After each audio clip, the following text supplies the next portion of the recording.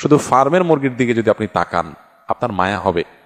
যে মোরগ মুরগি চঞ্চল ছিল, দৌড়ে এদিক সেদিক যেত, সেগুলোকে এমনভাবে তৈরি করছে শুধুমাত্র মানুষের খাবারের প্রয়োজনে, যে তাড়াতাড়ি বড় হয়ে যাও, অল্প দিনের ভিতরে খাওয়ার উপযোগী হয়ে যাও। এটার জন্য জেনেটিক্যাল ইঞ্জিনিয়ারিং করে এটাকে এমন একটা পর্যায়ে নেওয়া হয়েছে যে এটা এখন আপনার ওই সবচাইতে দুর্বল, সবচাইতে আপনার অসুস্থ কোনো রুগ্ন কোনো মুরগির চাইতেও দুরবস্থার মধ্যে থাকে। আমরা যে সমস্ত খাবার খাচ্ছি, এই সমস্ত খাবারগুলো বেশিরভাগই জেনেটিক্যালি মডিফাইড, জেনেটিক্যাল ইঞ্জিনিয়ারিং করা।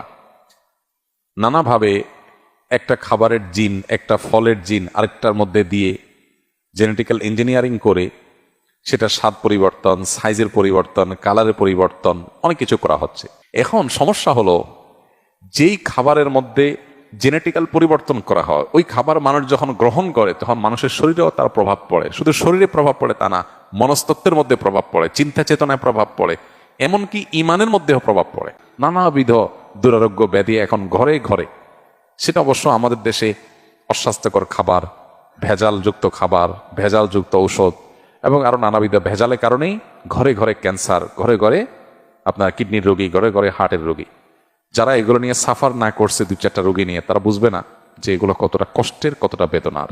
আপনি দেখবেন যে আসহাবে কাহফের ঘটনা বলতে গিয়ে আল্লাহ সুবহানাহু ওয়া তাআলা বলেছেন, তারা যখন গুহা থেকে অনেক বছর, বহুকাল পর তারা যখন আবার প্রাণ ফিরে পেয়েছেন, তাদের কাছে আগের যুগের কিছু কয়েন ছিল, সেগুলো নিয়ে একজনকে তারা বাজারে পাঠিয়েছেন। পাঠানোর সময় বলেছিলেন, ফালিয়ানজুর আইয়ুহা আজকা তাআমা, এই টাকা নিয়ে বাজারে গিয়ে দেখো কোন খাবারটা সবচেয়ে বেশি আজকা। এই আজকার মানে শুধু হালাল হওয়া নয়, কোনটা সবচেয়ে বেশি পবিত্র, ফ্রেশ, অরিজিনাল এবং উপযোগী মানুষের জন্য, সেটা খুঁজে বের করতে আনা হয়েছে। এই জন্য আমাদের বাচ্চাদেরকেও যথাসম্ভব এই খাবার দেওয়ার ক্ষেত্রে এই জিনিসগুলো আমাদের খেয়াল করা দরকার। মানুষ যত বেশি প্রাকৃতিক খাবার খাবে, যত বেশি নেচারের কাছাকাছি থাকবে, যত বেশি মানুষ অর্গানিক লাইফ লিড করবে, যত বেশি অরিজিনাল খাবার মানুষের শরীরে ঢুকবে, তত বেশি মানুষের চিন্তাধারার ভিতরে প্রাকৃতিক চিন্তা থাকবে। প্রাকৃতিক চিন্তা কি?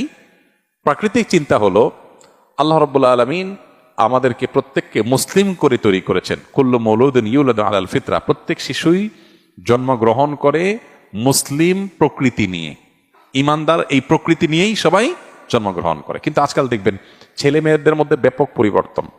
আগের ছেলে মেয়েরা মা বাবার প্রতি অনুগত ছিল, এখন 5 ওয়াক্ত নামাজ পড়েও বেয়াদবের মতো আচরণ করে। মা বাবার প্রতি তাদের আনুগত্য নাই, তাদের উদ্ভট আচরণ দেখা যায় পোলাপানের মধ্যে। এই যে পরিবর্তন, মানুষের চিন্তা চেতনার মধ্যে দিনদারিতা নেই, আখিরাতমুখিতা নেই, মানুষ চাইলেও যেন দিনের পথে আসতে পারছে না, কোন একটা জায়গায় যেন বড় ধরনের বাধা আছে। এগুলোর অনেক কারণের ভিতরে একটা কারণ এটাও যে আমরা যে সমস্ত খাবার গ্রহণ করছি, এই খাবারগুলোর মধ্যে কৃত্রিমতা আছে, ভেজাল আছে। আমরা শুধুমাত্র প্রসেসিং ফুড পাইলেই সেখানে গিলছি গোগ্রাসে, আমরা একটা বড় ফল পাচ্ছি, খুশি হয়ে যাচ্ছি। একটা ছোট ফলকে, যেটা প্রকৃতিগতভাবে একটা ছোট সাইজের হয়, ওইটাকে বড় করার জন্য বড় কোনো ফলের জিন এনে সেখানে দিয়ে জেনেটিক্যালি মডিফাইড করে ওইটাকে বড় করা হচ্ছে। আমরা তো খুশি হয়ে যাচ্ছে, অনেক বড় ফল খাচ্ছি, কিন্তু এই জিনগত পরিবর্তন যে ফুডের মধ্যে করা হয়েছে, ওটা যখন আমরা আমাদের শরীরে গ্রহণ করছি, তখন আমাদের শরীরের মধ্যেও সেটার পরিবর্তন ঘটছে, মনস্তত্ত্বের মধ্যে পরিবর্তন ঘটছে। মানুষের মধ্যে দেখেন বিকৃত চিন্তা আসছে।